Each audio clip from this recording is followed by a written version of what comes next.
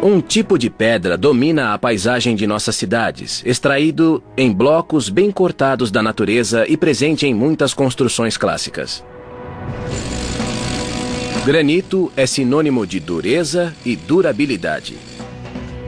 Ele aparece desde a fachada do famoso Empire State até o tampo de nossa pia de cozinha. Tudo começa em pedreiras como a de Rock of Ages, em Barrie, Vermont. Com mais de 150 metros de profundidade, a pedreira é uma das maiores do mundo, notável tanto pela qualidade de seu granito como pela extensão de seu depósito. O granito de Barrie em si é excepcional, provavelmente o melhor granito cinza já descoberto no mundo. O depósito foi medido usando avançadas tecnologias e tem cerca de 6,5 km de comprimento por 3 de largura, e sua espessura estimada é de 16 mil metros. Isso significa uma torre de granito igual a 36 vezes o Empire State. O depósito de Rock of Ages, como todo granito, é de rocha ígnea que se formou por magma gerado há milhões de anos pela fricção de placas tectônicas muito profundas. Menos denso do que a rocha sólida que o cercava, o material pastoso subiu por fissuras na própria rocha e esfriou, formando o grande depósito de granito.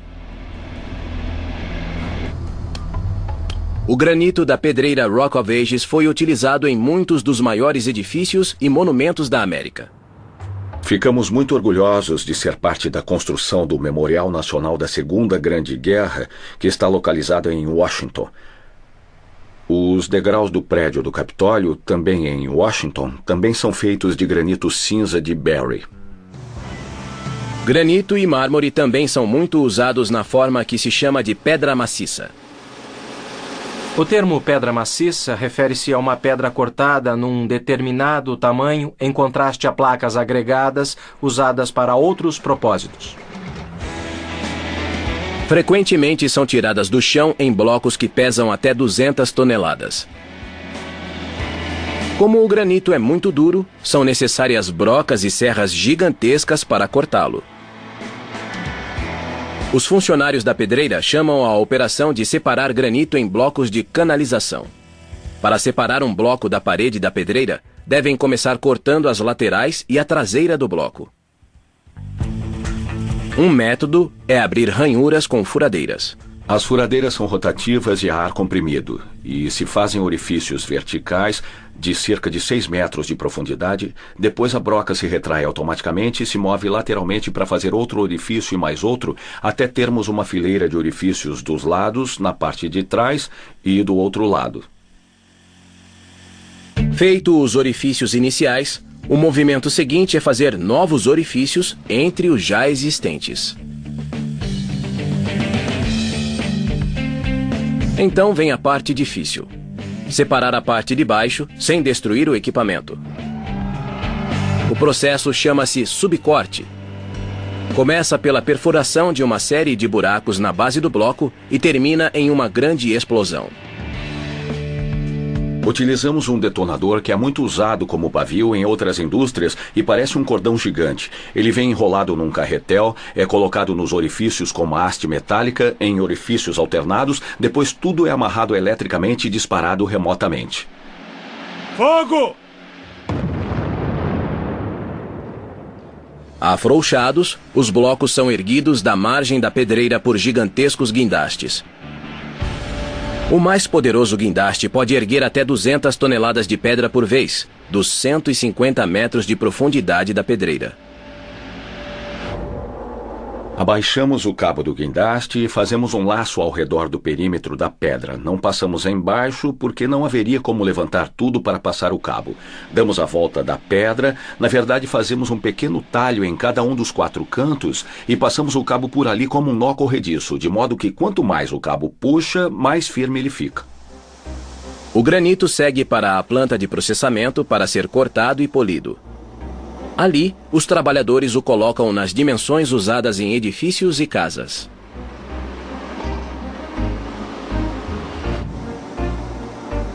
O lugar mais incomum para um bloco de granito estar é 7 palmos acima de sua cabeça. O pessoal trabalha primeiro o desenho e os dizeres da lápide por computador.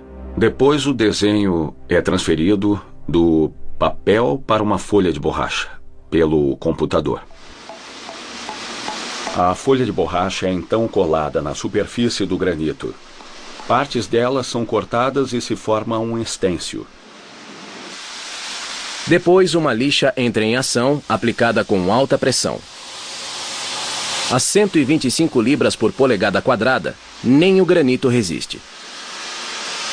A lixa, na verdade, atinge a borracha, mas como pode absorver parte da energia, ela se desvia e salta para fora.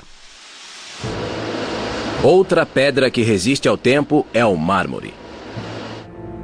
Seja em grandes obras de arte como o Davi de Michelangelo, ou em edifícios clássicos como o Capitólio dos Estados Unidos ou o Lincoln Memorial, ele é a pedra favorita de artistas e arquitetos há séculos. O mármore é um material muito desejado porque ele une duas coisas muito importantes: beleza e também força. A maioria das minas de mármore está na superfície, mas a de Vermont Marble Company, em Denbigh, Vermont, é a maior mina subterrânea de mármore do mundo. O depósito de mármore daqui tem quase 2.000 metros de profundidade e se espalha por mais de 100.000 metros quadrados. O mármore é uma rocha metamórfica formada pela alteração da pedra calcária ou dolomita. É tão duro que se usam diamantes para cortá-lo. O diamante é a rocha mais dura que existe e uma das poucas coisas que podem cortar mármore. Os diamantes são alinhados sobre um cabo flexível. Colocamos os diamantes numa sequência certa. Começamos por uma mola que colocamos no cabo, depois usamos um separador, depois uma pérola. Chamamos isso de pérola porque é redondo e caro. E tem diamantes. Outro separador, e assim mola, separador, pérola. Quando a serra de diamantes começa a funcionar, os trabalhadores se afastam caso o cabo se rompa. O trabalho é perigoso, temos de tomar cuidado onde ficamos, porque se o cabo quebrar, você pode ser atingido por pedaços de pedra em alta velocidade. Os trabalhadores escolhem as melhores pedras. O que vemos aqui é a face lateral da galeria. Aquelas estrias em preto, cinza e marrom são o que chamamos túnel da rocha. Esse não é o material que procuramos. Esta aqui é uma parte que queremos. Este bloco em especial é o que chamamos mármore imperial. É dos melhores mármores do mundo. O mármore branco puro resulta do metamorfismo de pedra calcária muito pura. Quando há impurezas minerais na pedra calcária, elas podem produzir redemoinhos e veios e também grande variedade de mármore colorido. Os blocos fatiados podem pesar até 1.000 toneladas e valem cerca de $10.000 antes de qualquer processamento. O bloco é cortado em blocos menores de 20 toneladas para facilitar o manuseio e o transporte à planta de processamento. Aliás, ela também é subterrânea. Aqui o mármore é cortado nas dimensões especificadas pelos clientes e enviado para polimento. Aqui há 14 cabeçotes e diferentes abrasivos são espalhados por eles. O mármore é alimentado por uma esteira transportadora. Os cabeçotes descem e cada um faz seu trabalho. Quando os cabeçotes terminam, o acabamento pode ser o chamado domiciliar ou transparente. No passado, essa pedra foi encomendada tanto para o Jefferson Memorial quanto para a Suprema Corte dos Estados Unidos. Mas há outro tipo de rocha que a indústria usa para fazer tudo. De seu carro a seus aparelhos. Aliás, até seus clipes. Mas obter essa rocha requer muito barulho, Fogo! água e calor. Pó de mármore é componente de tintas, cremes dentais e plásticos. Voltaremos em instantes com Maravilhas Modernas.